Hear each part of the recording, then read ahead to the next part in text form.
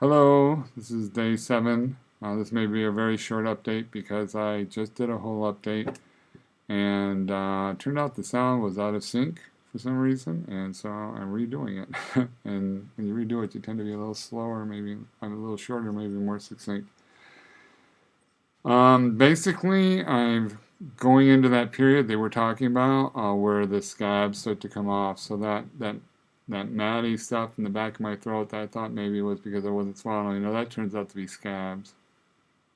So it was like a scab mat over everything. Um, and what the other day when I talked about, maybe it was just yesterday, about the eating scrambled eggs, that's why it was bothersome to eat because it was kind of pulling some of that off. Okay, so it turns out that scrambled eggs is the perfect scab scraper because it isn't like you're eating toast or something that's going to just really rip it off and be scratchy and cut and stuff like that. It's kind of rough and firm, but it's still soft and gives, so it kind of just scours without really forcing itself anything. So if you know, and after, so I started to eat a lot more scrambled eggs. I've had 3 sets of scrambled eggs so far. And what I've done is afterwards I inspect how it did. And the next time, like, I didn't get a lot on this side the last time, so I then make sure I swallow on that side, down that side of the throat, so I get that side.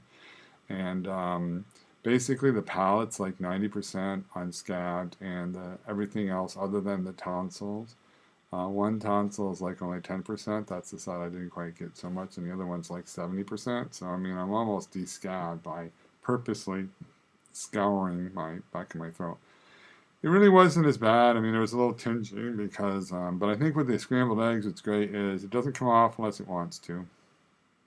If it's really affixed there, it's not gonna, scrambled eggs ain't gonna force it off.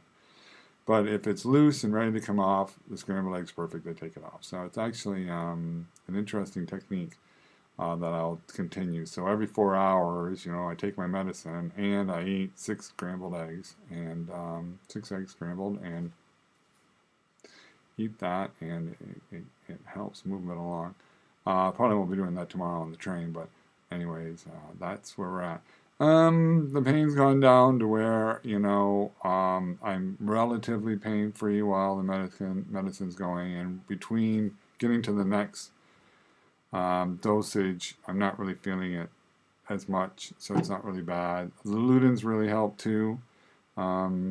So I've been contemplating. I have medicine through Friday, so I have the rest of today, all of tomorrow on the train, and Friday.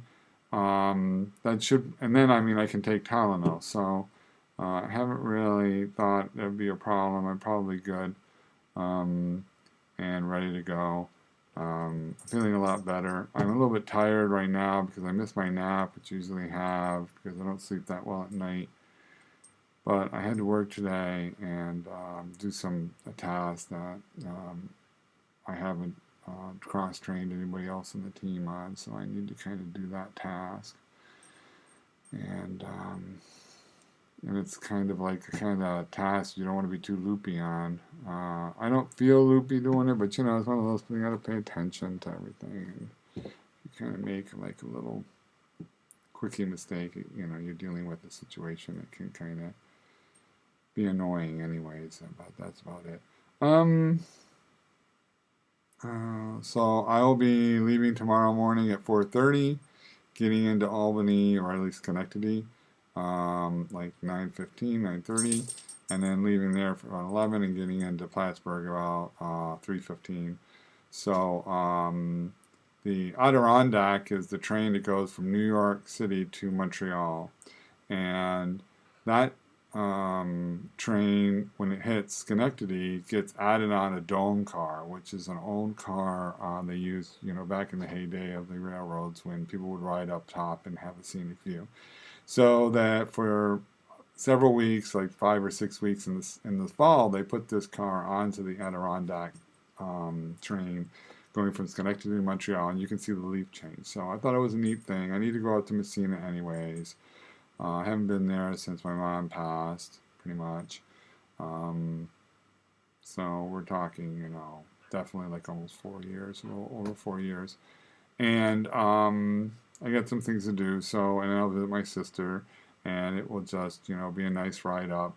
The train goes, the car goes up one day and comes down the next. So it will be going from Montreal to Schenectady on Friday and Schenectady to Montreal on Saturday and then back down. So I'll catch it going back down on Sunday. So, I don't know how crowded the train will be. It's just one car, one observation car, so there's only so much space, but I don't know how crowded the train, if I don't get it catching it one way or the other, and I'm sure the weather will one way or the other cooperate, so I should have a good ride.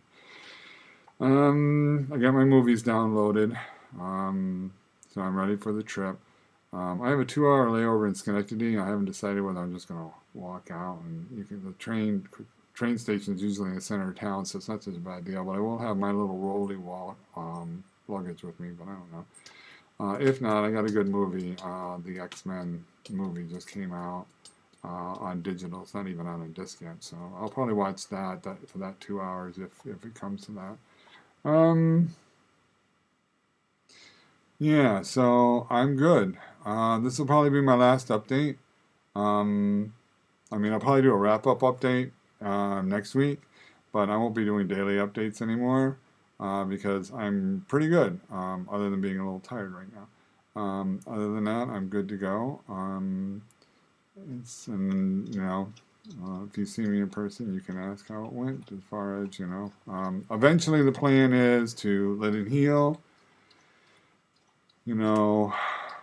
do the helitest, do I snore, or not, but really be careful for the first 3 months, because it probably takes a while to get to the full effect. You're not going to count the first time.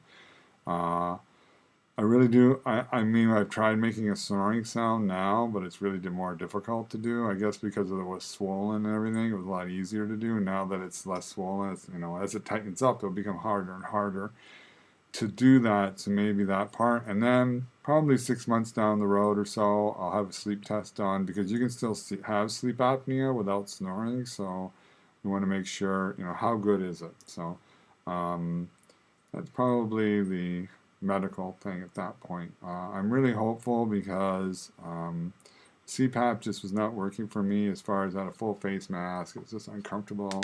It was impractical. There's all levels of nasty. If you do a CPAP, and you tolerate it well, good luck to you. Otherwise, you know what I'm talking about. So, despite the fact that the surgery has been painful, it's been 7 days of pain. It was a hell of a lot of pain. There's no question about that. But it definitely was.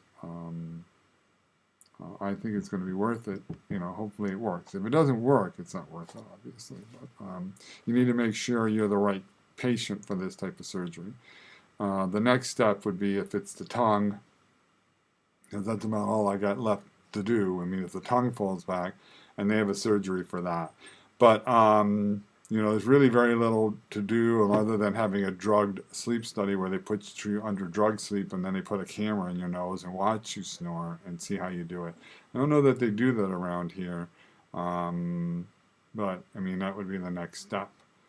Or if you wanted to be sure before you did this, you could ask to have that. And it's kind of experimental, but they do that, and then you can see exactly what's involved in it. But I don't think my tongue's involved. Otherwise, it's another surgery, and I will do that surgery too. It's after this. Why stop that? That's the last step. Well,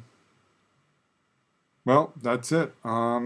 If you, so I will see you on the other side. Thanks for following along.